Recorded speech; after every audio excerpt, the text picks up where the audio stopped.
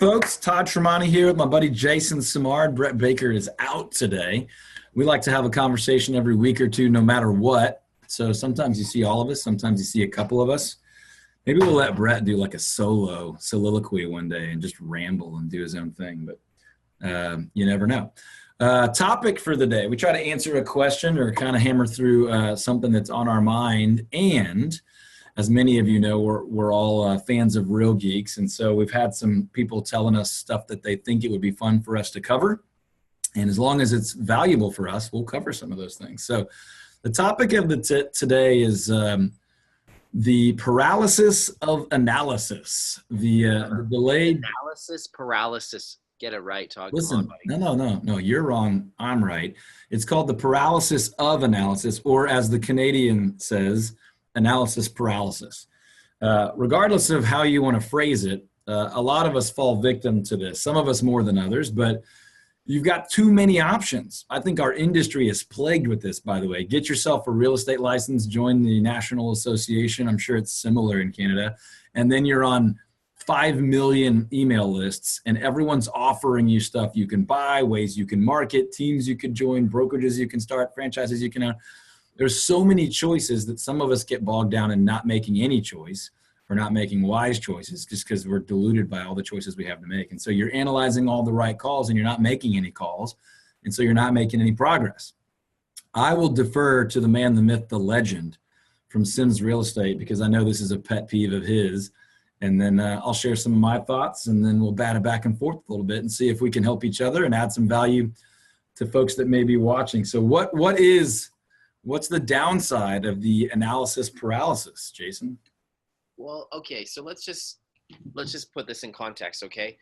How many people, Todd, have reached out to you asking you about what's your scripts, what's your follow-up, what CRM are you using, who does your AdWords campaigns, who does this, who does that? Have you had that happen? Only a few thousand times.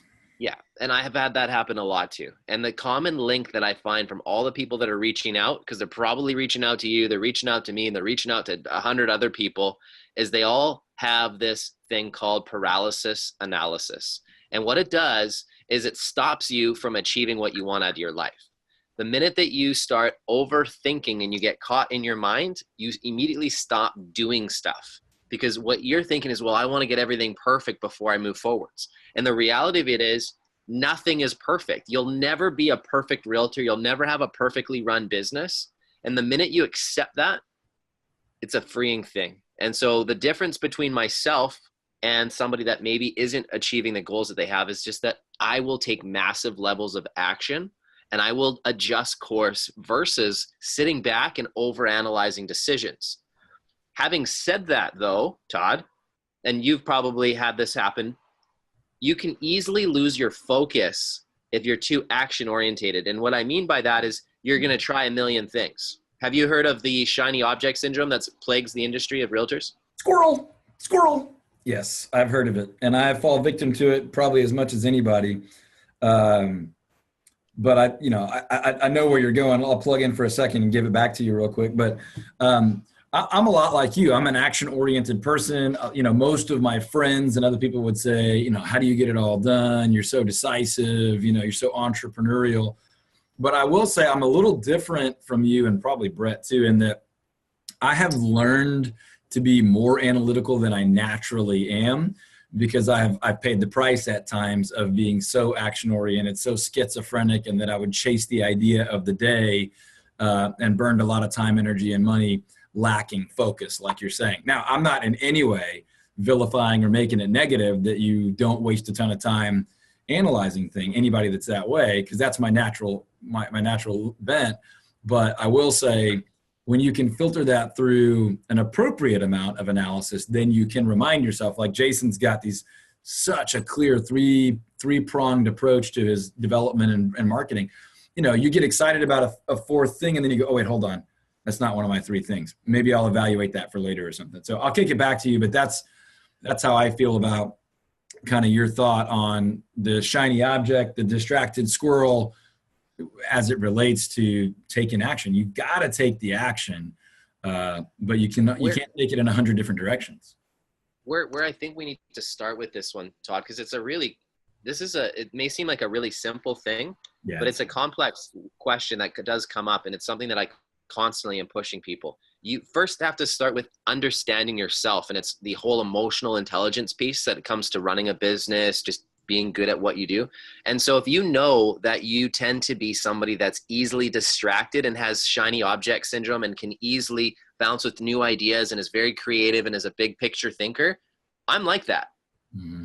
There's things you can do to sort of keep yourself grounded so that the actions you're taking are focused and will get you maximum results. And so you kind of touched on, for me, what worked was having a 3-pillar approach to my marketing business. And so I decided immediately what my strengths were. And I knew that I was really good on the phones. I knew that I had awesome sales skills. I knew that I could communicate really well. So that was a strength. So if I could spend most of my time doing those activities, I'd be successful. So I figured I needed 3 things that I could do really, really well, and that I wouldn't nickel and dime the budget for. I would just put the appropriate budget necessary. So for me, it was my AdWords campaigns. So my internet leads, it was spending money on social media to build mind share, branding, and then our referral. Have those 3 pillars as a foundation meant that when I had new shiny objects or new ideas that came my way, if they didn't fit those 3 things, I didn't spend a dime on them. So it made me very decisive, and it kept me very focused, because I could have easily gotten excited about a new idea and ran with that. But what would have happened is I would have had no consistency. So if you're one of those people, the 3-pillar approach is going to work really, really well for you. Now, if you're super analytical by nature, one of the things that you'll need to do is maybe have a 1 or 2-pillar approach to start with, and really focus in on that. And maybe, Todd, you can touch on that piece. But I think understanding yourself and your personality will help a lot, because then you can adjust your strategy accordingly. But I think for someone like me, taking action is not a difficult thing. That's how I do things. I'm not a perfectionist by nature. I just love to go try things and then adjust course along the way. Yeah, I think there's so many, like you said, this is not necessarily a simple topic. There's so many things that could come in play here. Time blocking, having staff keep you in your area of fascination. There's a talk I do all over the place anyway, about keeping you as the key leader in your core area of fascination and keeping you out of your tolerations and your irritations. We can talk about that later, but time blocking, having staff can, help you focus that way. Having sort of a decision-making metric, for Jason, it's like, it's got to be these 3 things. But I'll say, I know you're open to other things, but they have to come in the gaps and the margin in between, hammering on your 3 primary things. And then maybe next year, maybe you'll fold that into one of your 3 things, or maybe one of these days, the 3 things might be 3 different things. One of those things may no longer be profitable and effective, and you might replace it, but you're never going to have 8 things and try to be spread that thin. So as you think about decision-making and think about focus, that's where they're tied together. Taking action is wonderful. Taking a bunch of action without any focus isn't going to do you any good, right? So, Tony Robbins talks about massive action, and people talk about taking 10x action, and Grant Cardone and all these guys. That's great until you're just running like a chicken with your head cut off, working hard, super inefficiently, not intelligently, not profitably. I respect a work ethic, but it doesn't do you any good unless there's a plan. Right? So you've got to have focus with it. And I think, Jason is much better at me at sort of formulating his ideas around this emotional intelligence thing. For me, I totally agree. I believe it. I live by it. We run our business by it. I just don't quantify it quite as effectively or as simply as Jason does. But if you're aware of your strengths and aware of your weaknesses, that's more kind of how we talk about it. Is we believe God gives each of us unique gifts and abilities, and we ought to work in our giftedness, in our passion, where we're excited. And you really shouldn't spend much time, if any, in those areas where you're just annoyed to be doing it. Someone else is fascinated by that work, and that person should be doing that. And they may do 3 primary things that you would hate to do, but having that person on your team will keep you focused on your 3 things. Your company can do 12 things.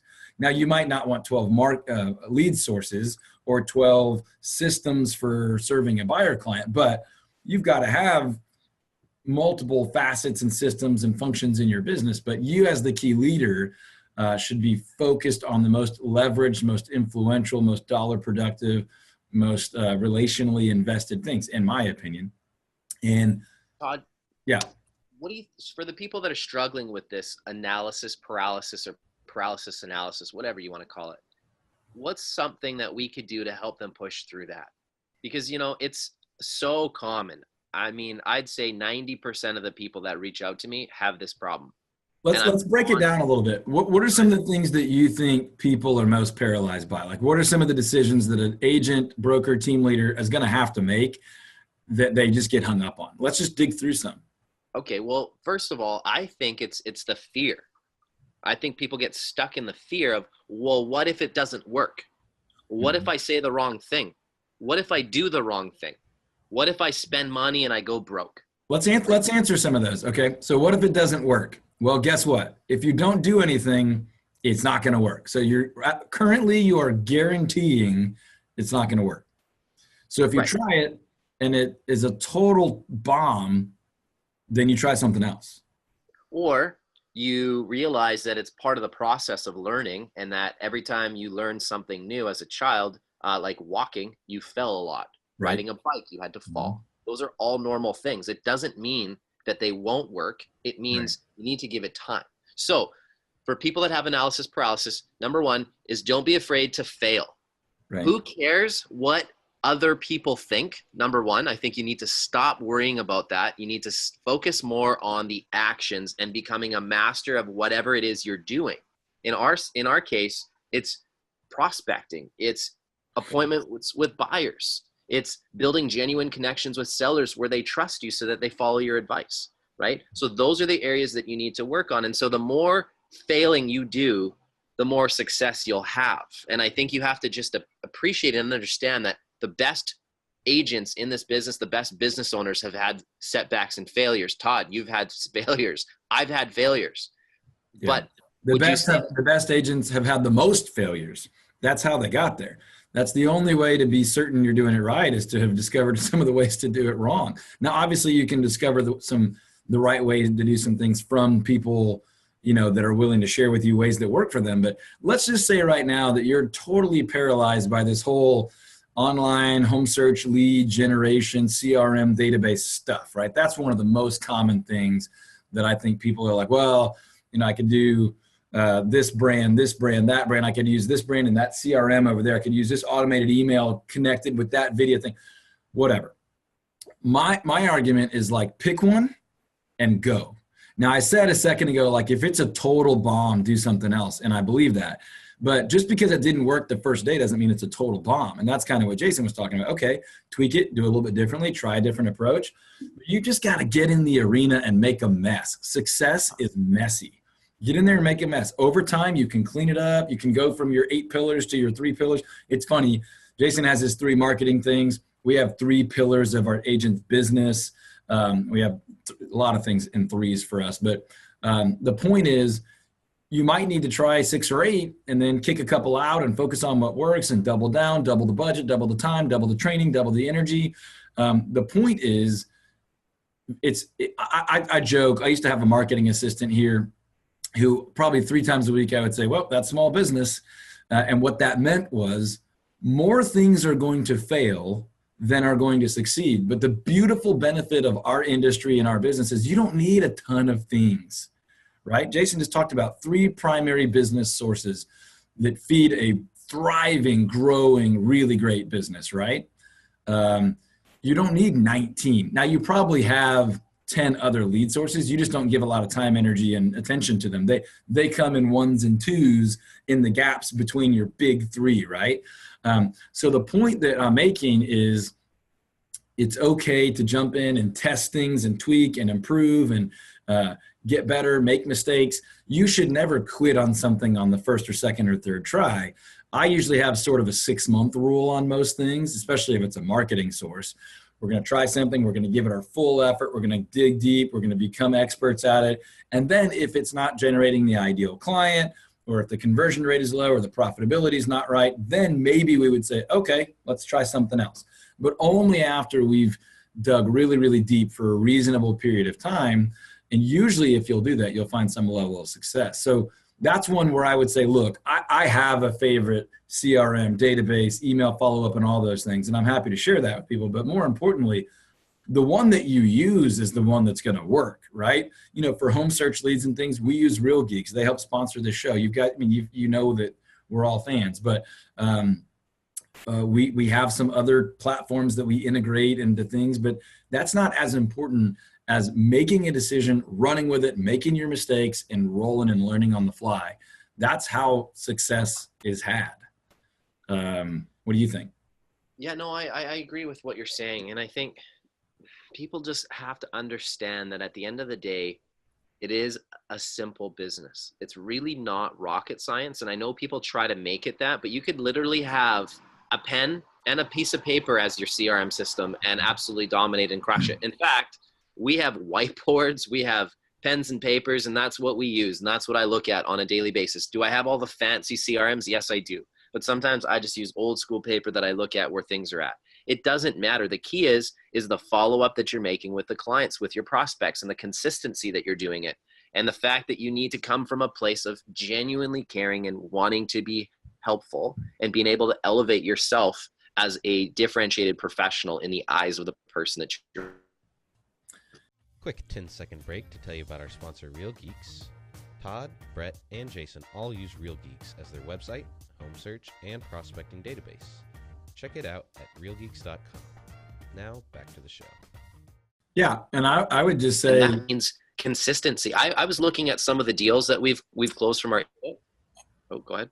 No, you go. Did I cut out? You had a little glitch, but you're back. Go ahead. Okay, sorry. I was looking at one of the leads recently that we sold. That was a client that had registered on our website 8 months ago.